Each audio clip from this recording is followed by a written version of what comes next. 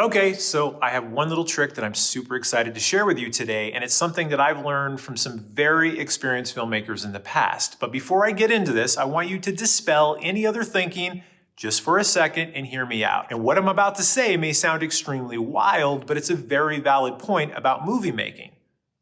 So you want to know what the secret is? Well, here it is. Before you finalize your picture lock, and in editing terms, that really just means your final edit, watch the entire film from start to finish without any sound. Now you may be thinking, well, why would I do that? How could I hear my actors? How could I hear the story? Well, that's exactly the point. Filmmakers, they sometimes forget that this is a visual medium. It's not a radio program. And when you're able to watch your movie without any sound whatsoever and still be able to follow the story and get into the characters and their emotions, that's when you know that you have something truly cinematic. However, if you're watching your edit and you have no idea what's going on and people are just kind of moving their lips for an hour and a half, then you more than likely have a problem. And that may result in you having to go back and make some tough choices in your edit. And here's the other thing. Every single one of us, we should be trying to shoot a silent film. Dialogue, in my opinion, is really nothing more than a prop. It's something to give your actors something to do while they're finding their way through a scene.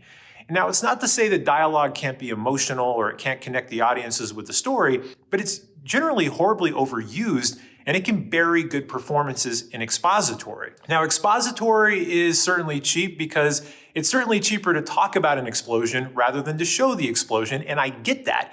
But if overused, it really can slow down your story and devalue the story that you're trying to tell. And here's the other thing. This is a secret that most people don't realize. When your movie goes to a platform, a streaming platform, you roughly have 15 minutes to hook your audience.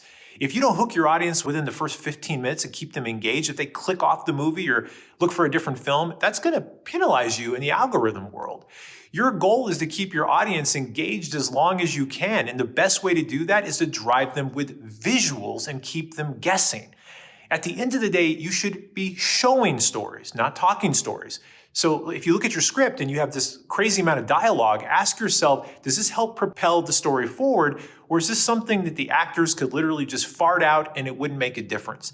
If the dialogue doesn't move the plot forward, find something physical for your performer to do to keep the audiences interested and engaged. Well, look, that's all I've got for you today. Enjoy the rest of your week. Keep making movies. And as always, peace out.